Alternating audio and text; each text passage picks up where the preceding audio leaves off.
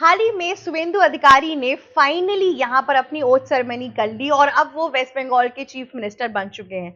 पर उसी दौरान हमने देखा कि एक वीडियो बहुत हद तक वायरल हुआ है।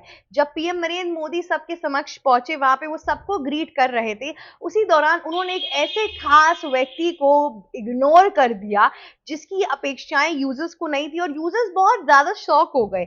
इतना ही नहीं, सोशल मीडिया पे इतनी ढेर सारी हलचल मचने लगी कि लोगों के दिमाग में एक क्वेश्चन आ गया कि लोग अपने दुश्मनों का ग्रीट नहीं लेते, पर यहाँ पर तो अपने सगी संबंधों को भी मोदी जी इग्नोर कर रहे हैं। आखिर में पूरा मामला क्या है और इस वायरल वीडियो के पीछे का असली सच क्या है, ये मैं आपको आज के वीडियो में बताने वाली हूँ। सबसे पहले इस बात से शुरुआत करते हैं कि शुवेंदु अधिकारी ने लैंडस्लाइड विन तो पाई बीजेपी के साथ मिलकर वेस्ट बंगाल के अंदर, पर साथ ही साथ उन्होंने यहाँ पर आते ही नए नए तरीकों की प्रावधान, नए नए तरीके के रूल्स रेगुलेशन लाना शुरू कर दिए। उनकी जो ओथ सेरेमनी थी उसमें मिथुन चक्रवर्ती जैसे बहुत ही कहते हैं वरिष्ठ एक्टर्स भी थे और साथ ही साथ बीजेपी से जुड़े हुए बंगाल पॉलिटिक्स के बहुत पुराने लोग भी वहां पर शामिल थे। उसी टाइम पर क्या हुआ कि नरेंद्र मोदी स्टेज पर पहुंचते हैं, वहां पे वो सबको ग्रीट करते हैं, मिथुन चक्रवर्ती को भी ग्रीट करते हैं, लोगों को गले लगाते हैं। पर स्मृति ईरानी, जिनकी आंखों में आंसू भरा हुआ था, वो नरेंद्र मोदी को ग्रीट करती हैं, पर उनको वो रिप्लाई नहीं कर देते हैं। इसके बाद से दिमाग में लोगों के यही एक सवाल उठ रहा है कि स्मृति ईरानी ने एक्चुअल में ऐसा किया क्या है कि उनको ग्रीटिंग्स नहीं मिल रही है या फिर उनको एक तरीके का रिप्लाई नहीं आ रहा है। हम सबको पता है कि स्मृति ईरानी पीएम नरेंद्र मोदी के कितनी खास हुआ करती थी। पहले वो खुद एजुकेशन मिनिस्टर बनी, उसके बाद से उनको टेक्सटाइल में डाला गया क्योंकि उनके एजुकेशन पे बहुत सवाल उठने लगा कि अगर एजुकेशन मिनिस्टर जो बन रहा है उसकी खुद की एजुकेशन इतनी ज्यादा नहीं है तो वो कैसे एजुकेशन मिनिस्टर बन रहा है। फिर उन्होंने टेक्सटाइल को संभाला, फिर साथ ही साथ उन्होंने अमेठी में राहुल गांधी को भी हराया जो कि नेक्स्ट टू इम्पॉसिबल था। वो कई हद तक राहुल गांधी की एकदम पुख्ता सीट थी।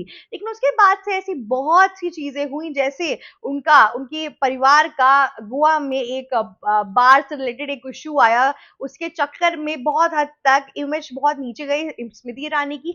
साथ ही साथ पार्टी के अंदर भी वो उनको दिन प्रतिदिन हार भी मिलती गई और साथ ही साथ वो कहीं ना कहीं साइडलाइन हो गई। लेकिन इस बार जिस तरीके से उनको इग्नोरेंस मिली है उसका क्या तात्पर्य बनता है वो मैं आपको बताती हूँ। देखिए, तात्पर्य कुछ भी नहीं है, सिंपल सी बात है। स्मृति ईरानी उनकी बहुत खास एक संबंधी है। उनको ऐसा लगा कि बंगाल में जो लोग उस टाइम पे ओथ सेरेमनी में प्रेजेंट थे उनसे वो हर रोज नहीं मिलते हैं। जब वो हर रोज नहीं मिलते उन्होंने सोचा कि कहीं उनको पहले ग्रीट कर देते हैं, बाकी में उनको और बाकी में स्मृति ईरानी को भी हम ग्रीट कर सकते हैं। एक पक्ष तो कुछ ऐसा बोलता है कि जैसे होता है ना कि आप किसी फंक्शन में जाते हैं तो अपनों को आप थोड़ा सा नॉर्मली ग्रीट करते हैं, पर रादर देन जिन लोगों से आप बहुत टाइम बाद मिल रहे हैं और उनसे इतनी जल्दी नहीं मुलाकात करनी है, आप उनको ज्यादा टाइम देते हैं। तो एक पक्ष ये कहता है। दूसरा पक्ष ये करता है कि अभी भी स्मृति ईरानी के साथ बहुत हद तक नरेंद्र मोदी के मन मुटाव है। लेकिन अगर स्मृति ईरानी के साथ वो मन मुटाव होते तो नरेंद्र मोदी उनको वेस्ट बंगाल की पॉलिटिक्स के अंदर भेजते ही नहीं, उनको इस तरीके से कैंपेनिंग करने के लिए बीजेपी इतना आगे लेकर आती ही नहीं। स्मृति ईरानी बहुत टाइम से पूरे पॉलिटिकल सिनेरियो से ऑलमोस्ट गायब थी, अब जाके उनका वेलकम बैक हुआ है। स्मृति ईरानी को एक नई ऊर्जा के साथ वेस्ट बंगाल की पॉलिटिक्स में लाया, जहां पर उनका एक वीडियो बहुत ज्यादा वायरल हुआ था जब उन्होंने बहुत फ्लुएंटली बंगाली बोलना शुरू किया था। उनकी फ्लुएंट बंगाली के बाद से लोगों के दिमाग में क्वेश्चन आ गया कि ये कितनी टैलेंटेड है। तो उनका पीआर गेम बीजेपी ने स्ट्रॉन्ग करने की बहुत ज्यादा कोशिश की और उसी के बाद से स्मृति ईरानी को एक नया बूम मिला उनके करियर को लेकर भी। पर ये जो एक वीडियो आया है इसके बाद से लोगों के दिमाग में अलग अलग तरीके के क्वेश्चंस उठ रहे हैं कि क्या यहाँ पर कहीं ना कहीं स्मृति ईरानी अभी भी बीजेपी में वो जगह नहीं बना पाई है जो उनके पास पहले से थी। देखिए, जगह बना पाई है या नहीं बना पाई है उसका तो अभी तक कोई भी कहते ना कि एकमात्र आंसर नहीं आया हमारे सामने। पर मुझे इतना पता है कि ये मुझे लग रहा है एक मिसअंडरस्टैंडिंग है, क्योंकि देखिए जिन लोगों को बीजेपी को साइडलाइन करना होता है वो बीजेपी बहुत जल्दी साइडलाइन कर देती है। बीजेपी कभी भी उसको ऐसे लैमलाइट में लेकर नहीं आती है। अब आप पूरे बंगाल पॉलिटिक्स अगर आप ध्यान से देखेंगे तो इस पूरे टाइम में बीजेपी ने, अमित शाह ने, इन लोगों ने सिर्फ उन लोगों को कैंपेनिंग के लिए लाया जो हिंदुत्व के फ्लैग बेरर थे या फिर उनका जो नाता था वो यूपी इलेक्शन से रिलेटेड था। लेकिन उन सब चीजों के बीच में दो लोग आए जिनका इन्फ्लुएंस इन दोनों ही चीज में नहीं है। सबसे पहला कंगना रनौत आई, उसके बाद से स्मृति ईरानी आई। तो स्मृति ईरानी और कंगना रनौत का जो पॉलिटिकल सिनेरियो जिस तरीके से लाने की कोशिश की गई थी, वो ये लाई थी कि हमारे साथ एक्टर्स भी हैं, एक्ट्रेसेस भी हैं, उनके इन्फ्लुएंस को यूज करने की कोशिश की थी अपने लिए। पर स्मृति ईरानी का जिस तरीके से समीकरण था और जिस तरीके से वो लोगों को अपने सामने समक्ष जिस तरीके से वो एक्ट कर रही थी, उससे ये चीज तो क्लियर थी कि स्मृति ईरानी कहीं ना कहीं बहुत ही वर्सेटाइल लीडर की तरह एक सामने आ रही थी। और कहीं ना कहीं ये भी देख सकते थे कि आगे आने वाले टाइम में क्या पता उनको पॉलिटिकल सिनेरियो में और आगे रखा जा सके। तो जो मन मुटाव है, जो चीजें है, वो अपनी जगह है, पर यहाँ पर एक चीज तो सिद्ध है, स्मृति ईरानी को वो जगह तो नहीं मिली है जो उनकी पहले थी बीजेपी के अंदर, पर एटलीस्ट वो डाउनग्रेड भी नहीं हुई है जिस हिसाब से यूजर्स बात कर रहे हैं।